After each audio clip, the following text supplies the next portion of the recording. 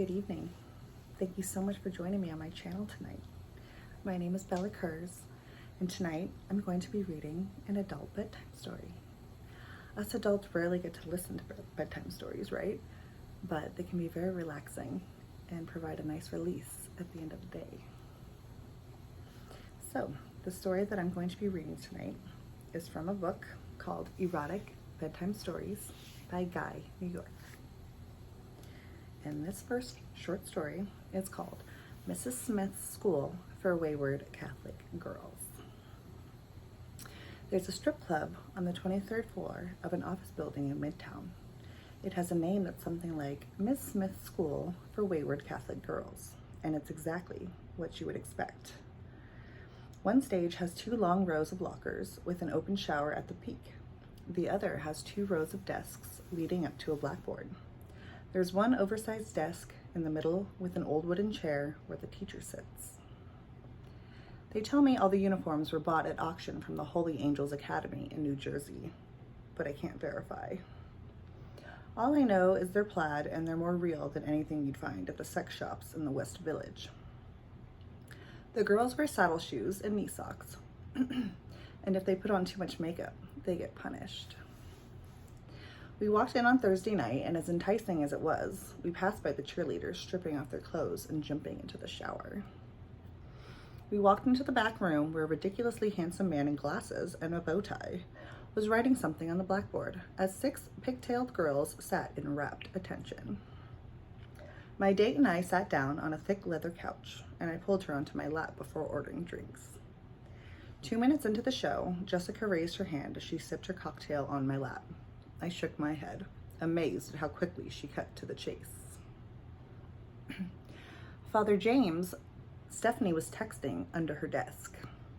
One of the girls looked over her shoulder at us with a grin that was somewhere between evil and adorable. She snapped back to attention when she heard the loud whack of a ruler hitting her desk. The bow-tie teacher glared at her, and before we could start to applaud, he hauled her up to the front of the room. She trembled as she looked over her shoulder, and with a sheepish grin, she placed her phone on the desk. "This is my favorite part," Jessica whispered in my ear. The girl on stage quickly turned around and bent over the desk. Father James circled her 3 times as the other girls fidgeted with their hair and played with their blouses' buttons. "How many does she deserve?" he asked the audience. There were shouts of 10, 20, and 50 as the room grew flush with filthy expectations. "Over or under?" he asked even louder.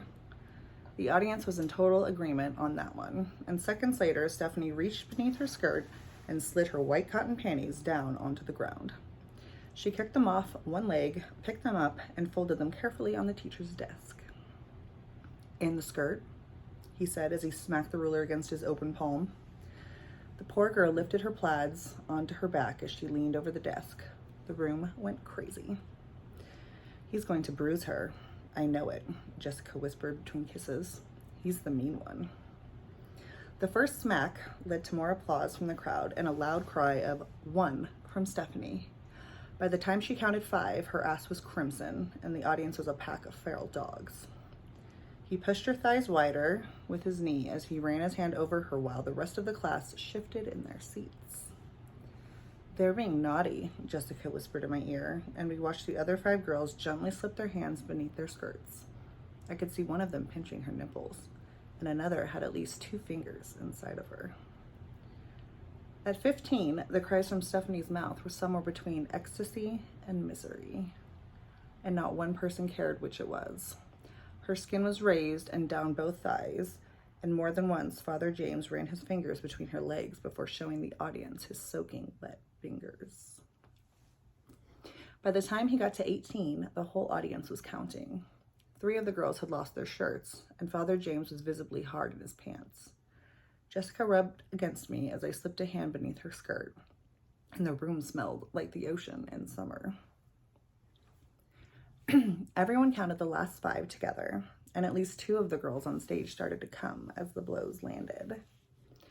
When Stephanie finally reached 30, she collapsed onto the desk. She was panting and moaning as she shifted her weight from one foot to the other, and the teacher had sweat running down his cheek. Do you think you learned your lesson? He asked, his voice deep and loud. Yes, she said quietly. Excuse me? He asked. I mean, yes, Father James, she quickly corrected herself. Now be a good girl and go back to your seat. She stood up slowly, straightening the back of her skirt as she did so. And when she finally turned around, her cheeks were flushed with embarrassment. She trembled as she took the smallest of bows and then strolled back to her desk. The other girls in the room watched her in wonder as she sat down, their clothes a mess on the floor. When Stephanie finally sat down, the lights went out and the audience burst into applause.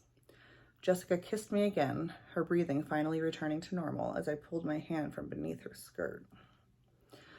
I love this bar, she said as she collapsed onto me. And I love you, I whispered. The end.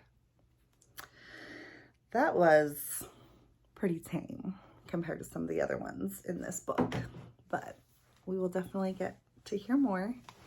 If you join me again, I hope that you'll subscribe and like this video, and I hope that you'll come back for more. Good night and sweet dreams. Mwah.